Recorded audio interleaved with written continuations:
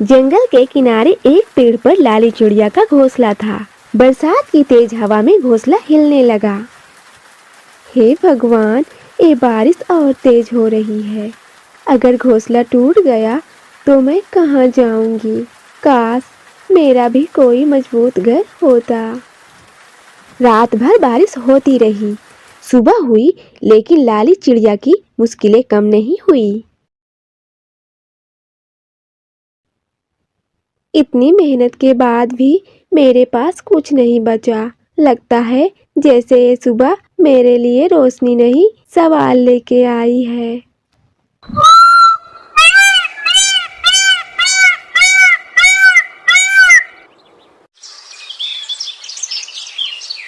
तभी वहां पे लोमड़ी आ जाती है। अरे लाली, आज तुम्हारे पंख इतने झुके हुए क्यों हैं? जंगल में तो हर तरफ हरियाली है, फिर तुम्हारी आंखों में ये उदासी क्यों ठहरी है? क्या बारिश ने तुम्हें कुछ ज्यादा ही परेशान कर दिया? लोमड़ी बहन, परेशान सिर्फ बारिश ने किया। उसने मुझसे मेरा सब कुछ छीन लिया। घोंसला जो बड़ी मेहनत से बनाया था, वो अब हर हवा में कांपता है। दाने भीग गए, रात भर नींद नहीं आई।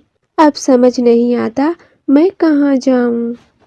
अरे लाली, इतना सोचकर पंख क्यों थका रही हो? हर घोंसला मेहनत से ही क्यों बनना चाहिए? कभी कभी जिंदगी बिना मेहनत भी आराम देती है। बिना मेहनत पर जो मेरा नहीं होगा उस पर मैं भरोसा कैसे करूं? जंगल के बीचों बीच एक पुराना पेड़ है। उसके खोखल में न हवा आती है न बारिश पहुंचती है। आज रात वहीं रह लो, कम से कम चैन की नींद तो मिलेगी। सच में वहां कोई खतरा तो नहीं?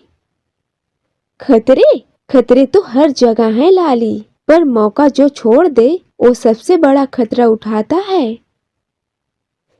इतना कहकर लोमड़ी वहां से चली जाती है।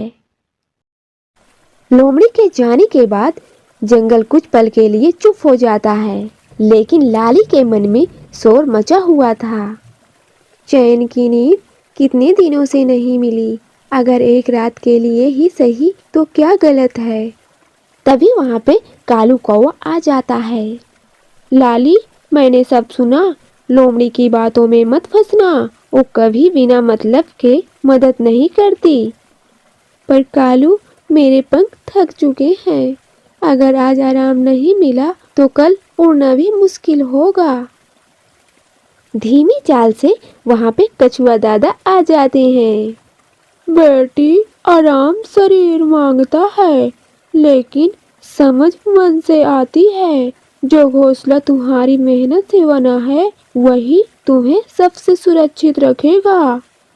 पर दादा, मेरा घोंसला कमजोर है।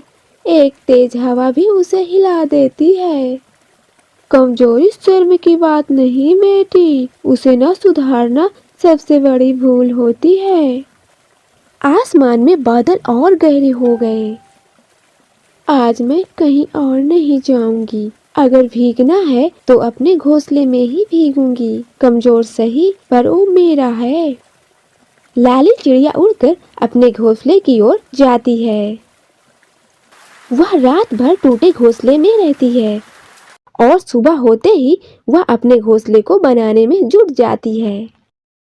अब तो मेरा घोंसला मजबूत बन गया। अब चाहे जितनी भी बारिश हो, मेरे घोंसले को कुछ नहीं होगा। वाह लाली, अब तो लगता है कि तुम सच में बड़ी हो गई हो। मजबूत होना सिर्फ घोंसले में नहीं, दिल में भी होना चाहिए। लोमड़ी बहन, अब मैं सिर्फ अपने घोंसले को ही नहीं बनाऊंगी, मैं अपना भरोसा भी मजबूत करूंगी।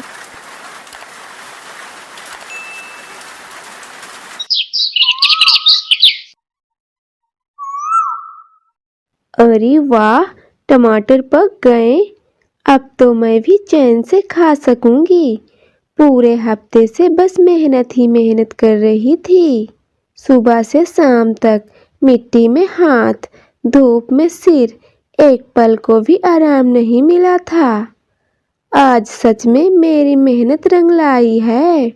जब इन लाल लाल टमाटरों को देखती हूँ तो लगता है जैसे सारी थकान मिट गई हो। कालू जी, जरा उधर देखो, रानी को हर दिन अपने बगीचे में कुछ न कुछ उगा रही है। कभी टमाटर, कभी बैगन, कभी हरी मिर्च, कभी हरी सब्जियां। और हमारे पास तो एक दाना तक नहीं। मन जलता है उसे देखकर। सोचती हूँ, क्या हम उससे कम हैं या बस किस्मत ही हमसे रूठी है। मैं क्या करूँ गौरी, कहाँ से लाऊं खाना? हर रोज खाली पेट सोना अब सहा नहीं जाता। भूख पेट में नहीं, दिल में चुभने लगी है। अगर तुम भी थोड़ा ध्यान देते, तुम भी मेहनत करते, तो आज हमारे घोंसले में भी इन टमाटरों की खुशबू होती। मुझे दूसरों की थाली देखकर अपनी खाली थाली छुपानी न पड़ती। हर दिन किसी के आगे हाथ फैलाने की शर्म न झेलनी पड़ती। अब और भूखा नहीं रहा जाता गौरी, न शरीर से न मन से। कुछ तो करना होगा, वरना या जलन या भूख हमें अंदर ही अंदर खा जाएगी। कालू कौवा आंखों में लालच, दिल में जलन लिए उड़ा जा रहा था। तभी रानी चिड़िया के टमाटर दिखाई दिए।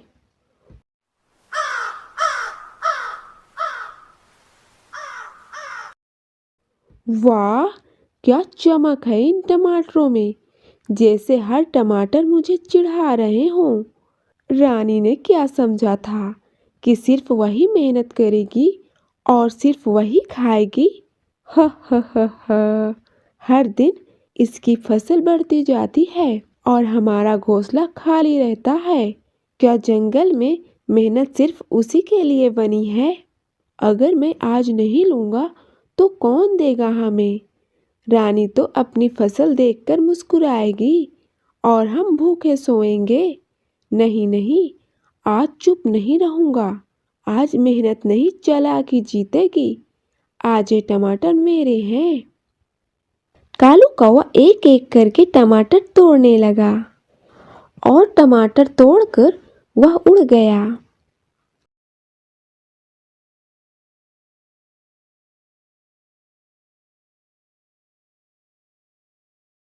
कालू, इतने टमाटर, आज तो चमत्कार हो गया। हाँ, आज किस्मत थोड़ी मेहरबान हो गई है। गौरी ने टमाटर उठाए, बच्चों को दिए। कितने दिन बाद बच्चों के पेट भरे हैं। भगवान तुम्हें भला करे कालू। कालू ने सिर झुका लिया। भगवान शब्द उसके कानों में तीर की तरह चुभा।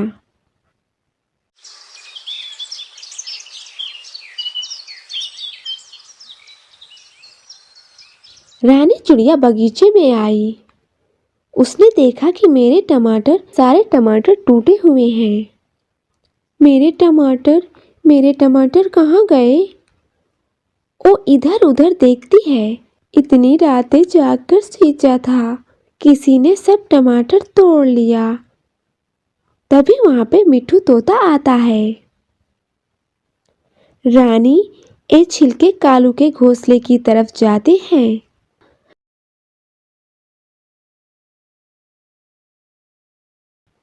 रानी चिड़िया और मिट्ठू तोता कालू के घोंसले पर पहुंच जाते हैं।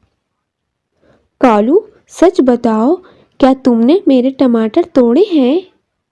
हाँ, मैंने ही लिए। भूख लगी थी, लेकिन उससे ज्यादा जलन थी। तुम्हारी मेहनत मुझे चुभती थी। मुझे लगता था जंगल सिर्फ तुम्हें ही देता है। कालू, अगर तुम मांग लेते तो मैं तुम्हें खुशी खुशी आधे टमाटर दे देती। जलन ने तुम्हें चोर बना दिया और चोरी ने तुम्हें अपराधी। मैं तुम्हें सजा नहीं दूंगी, लेकिन भरोसा टूट गया है। अब तुम्हें अपनी मेहनत से साबित करना होगा कि तुम बदल सकते हो। अगले दिन से कालू कौवा रोज रानी चिड़िया के बगीचे में मदद करने लगा। कभी पानी डालता, कभी मिट्टी साफ करता और पौधे लगाता। गोरी कौवी भी साथ देती। दिन बीतते गए, टमाटर फिर उगने लगे। एक दिन कालू कौवा ने अपने बगीचे से पहला टमाटर तोड़ा और रानी के सामने रख दिया। ए चोरी का नहीं रानी, मेहनत का फल है। यही असली जीत है कालू जी। और जंगल ने एक बार फिर सीखा, टमाटर भूख मिट जाती है, लेकिन जलन इंसान को अंदर से खोखला कर देती है। मेहनत देर से सही पर सुकून जरूर देती है।